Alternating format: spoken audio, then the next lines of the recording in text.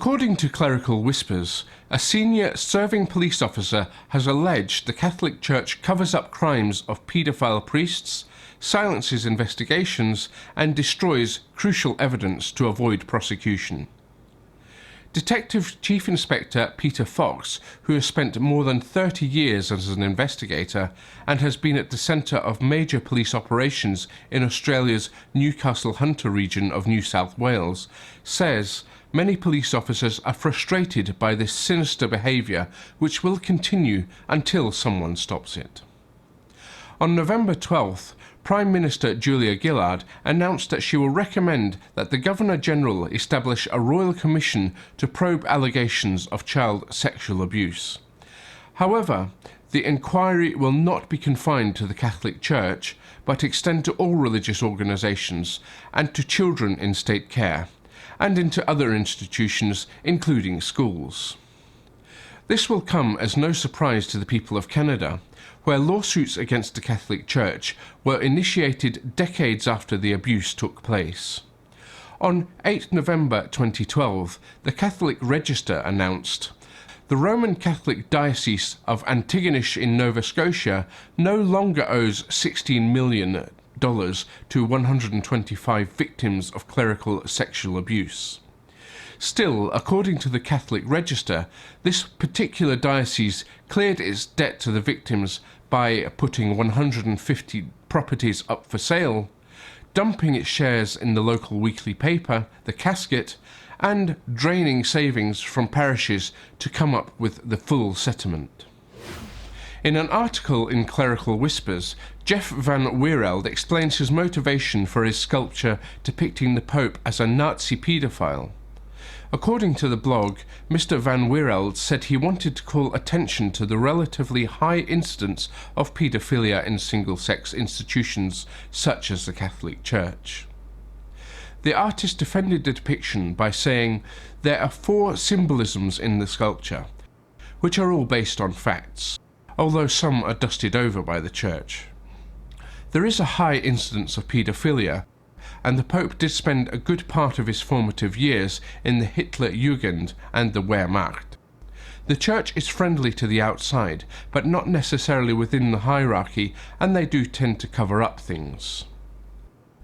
Meanwhile, the Catholic Church's nefarious activities continue to be exposed. German newspaper Die Welt claimed that the Catholic Church makes a fortune in the German porn business. Welt Bild, Germany's largest media company, sells books, DVDs, music and more, and also happens to belong 100% to the Catholic Church.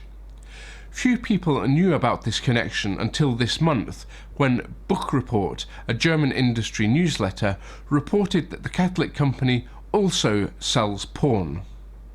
A church spokesman responding to the accusation said, "Welt Bild tries to prevent the distribution of possibly pornographic content." The Truth Commission in Sao Paulo, Brazil, is looking into the role of the Catholic and evangelical churches during the 1964 to 1985 military government in an effort to determine if members of the clergy committed human rights abuses or supported members of the military who were responsible for those abuses. The commission was established last year by President Dilma Rousseff and was given 2 years to conclude its investigation into the torture, murder and disappearance of people who were opposed to the country's dictatorial government. The activities of the clergy who opposed the dictatorship, as well as the actions of religious groups that backed the regime, will be analysed, said Commissioner member Paulo Sergio Pinheiro. The Roman Catholic hierarchy was involved in preparing the 1964 coup d'etat and at first openly backed the military regime. Pinheiro will lead the investigation. Unlike Argentina, Chile and Uruguay, which also had repressive military regimes of their own, Brazil has never punished military officials who committed human rights abuses. Before becoming president, Rousseff was a leftist guerrilla imprisoned and tortured for more than 3 years during the dictatorship. The Republican Party finds itself struggling to regroup after Democrats won many victories in the November elections. GOP leaders say that the party's positions on issues like gay marriage and abortion rights have turned off more voters than they attract, while Christian conservatives feel that the Romney campaign is at fault. Mitt Romney is a good man, said Representative Jim Jordan from Ohio. But let's be honest, we Republicans nominated the most liberal Republican nominee in history. Jordan added that conservative voters had doubts about Romney's true convictions, which doomed the Republican ticket. Marjorie Dannen-Felser, head of the leading anti-abortion lobby group known as the Susan B. Anthony List, agreed with Jordan. What was presented as discipline by the Romney campaign by staying on one message, the economy, was a strategic error. Victory was handed to the opponent. Exit polls indicate that evangelicals turned out more strongly for Romney than they had for any Republican in history. Yet this was not enough for a victory. Other Republican candidates, including Representative Todd Akin and Treasurer Richard Mourdock, lost their positions as well. R. Albert Mohler Jr., president of the Southern Baptist Theological Seminary, said that no party can win if it is seen as heartless. No party can win if it appeals to only white and older Americans. No party can win if it looks more like the way to the past than the way to the future.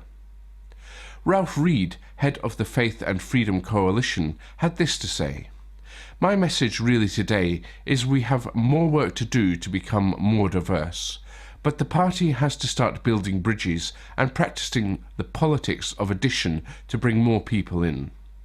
He also added, "There is no inherent conflict between those folks coming in and us. In most cases, there's a great deal of commonality."